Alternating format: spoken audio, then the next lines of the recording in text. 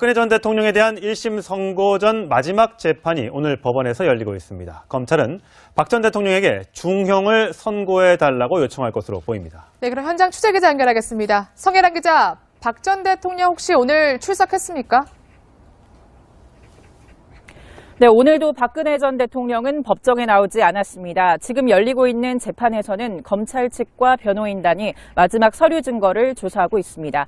검찰의 구형은 오늘 오후에 이루어질 전망인데요. 검찰은 최종 의견을 진술한 뒤 중형을 선고해달라고 요청할 것으로 보입니다. 통상적으로 이후 피고인의 최후 진술이 이어지는데요. 박 전 대통령이 나오지 않아 국선 변호인단의 최종 변론만 이어질 전망입니다. 자, 박 전 대통령에 대한 구형 어느 정도나 될 것으로 예상이 됩니까? 네, 박근혜 전 대통령은 직권남용, 뇌물수수 등 총 18개 혐의를 받고 있는데요. 이 중 13개의 혐의가 최순실 씨와 겹칩니다. 앞서 검찰은 최 씨에게 징역 25년의 중형을 구형한 바 있는데 박 전 대통령에게는 이보다 더 무거운 형을 선고해달라고 요청할 것으로 보입니다. 이 박근혜 전 대통령에 대한 선고는 이르면 3월 말, 늦어도 박 전 대통령의 구속기간이 만료되는 4월 16일 이전에 이뤄질 것으로 보입니다. 지금까지 서울중앙지방법원에서 전해드렸습니다. 네, 사회부 강경석 기자와 함께 짚어보겠습니다. 안녕하세요. 네. 오늘 박근혜 전 대통령 결심 공판에서 이제 검찰이 얼마나 형량을 구형할지가 관심이잖아요. 그런데 주목할 부분이 서울중앙지검의 3차장 검사가 직접 재판에 참석한다는데 이게 어떤 의미가 있는 겁니까? 네, 통상 검찰이 주요 사건의 경우 검찰 수사를 이끌었던 책임자가 직접 공판에 나와서 특히 이제 결심 공판 때 구형을 하던 관례가 있었습니다.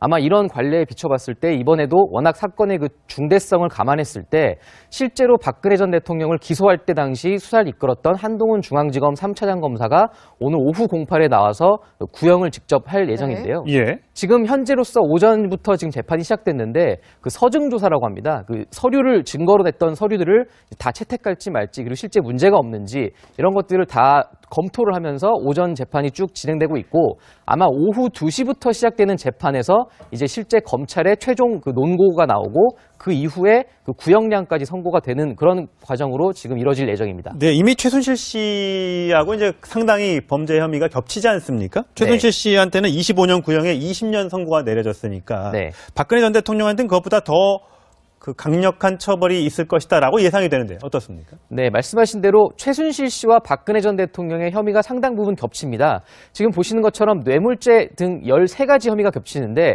박근혜 전 대통령은 모두 18가지 혐의가 있습니다. 그리고 최순실 씨도 18가지가 혐의가 있었습니다.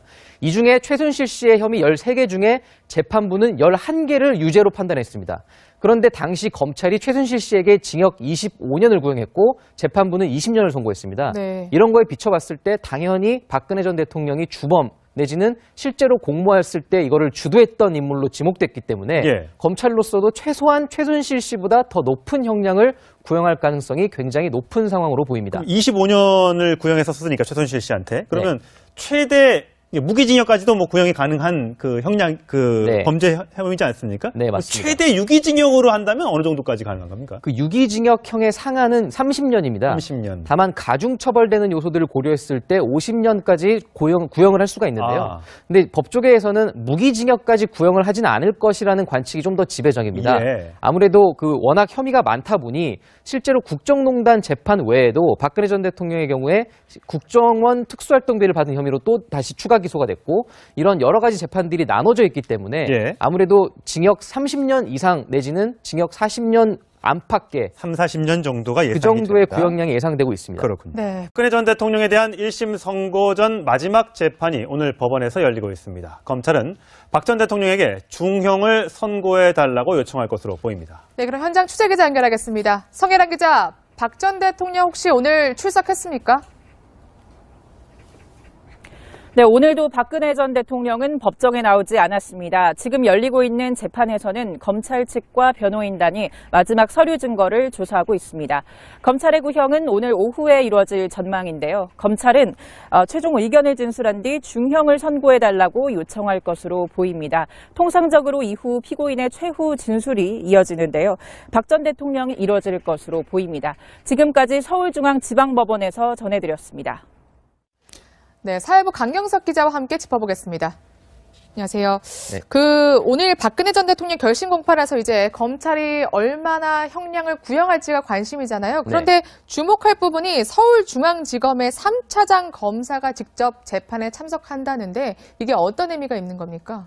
네, 통상 그 검찰이 주요 사건의 경우 검찰 수사를 이끌었던 책임자가 직접 공판에 나와서 특히 이제 결심 공판 때 구형을 하던 관례가 있었습니다.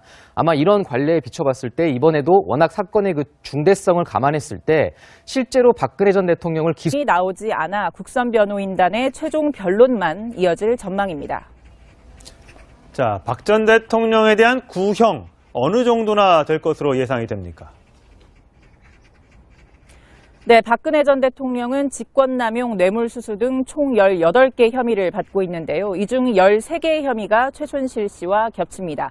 앞서 검찰은 최 씨에게 징역 25년의 중형을 구형한 바 있는데 박 전 대통령에게는 이보다 더 무거운 형을 선고해달라고 요청할 것으로 보입니다. 이 박근혜 전 대통령에 대한 선고는 이르면 3월 말, 늦어도 박 전 대통령의 구속기간이 만료되는 4월 16일 이전에 기소할 때 당시 수사를 이끌었던 한동훈 중앙지검 3차장 검사가 오늘 오후 공판에 나와서 구형을 직접 할 예정인데요. 지금 현재로서 오전부터 지금 재판이 시작됐는데 그 서증조사라고 합니다. 그 서류를 증거로 냈던 서류들을 다 채택할지 말지 그리고 실제 문제가 없는지 이런 것들을 다 검토를 하면서 오전 재판이 쭉 진행되고 있고 아마 오후 2시부터 시작되는 재판에서 이제 실제 검찰의 최종 그 논고가 나오고 그 이후에 그 구형량까지 선고가 되는 그런 과정으로 지금 이뤄질 예정입니다. 네, 이미 최순실 씨하고 이제 상당히 범죄 혐의가 겹치지 않습니까? 최순실 씨한테는 25년 구형에 20년 선고가 내려졌으니까 박근혜 전 대통령한테는 그것보다 더 그 강력한 처벌이 있을 것이다라고 예상이 되는데 어떻습니까? 네, 말씀하신 대로 최순실 씨와 박근혜 전 대통령의 혐의가 상당 부분 겹칩니다. 지금 보시는 것처럼 뇌물죄 등 13가지 혐의가 겹치는데 박근혜 전 대통령은 모두 18가지 혐의가 있습니다. 그리고 최순실 씨도 18가지가 혐의가 있었습니다.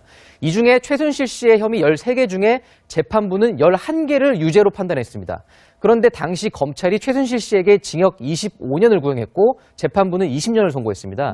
이런 거에 비춰봤을 때 당연히 박근혜 전 대통령이 주범 내지는 실제로 공모했을 때 이거를 주도했던 인물로 지목됐기 때문에 검찰로서도 최소한 최순실 씨보다 더 높은 형량을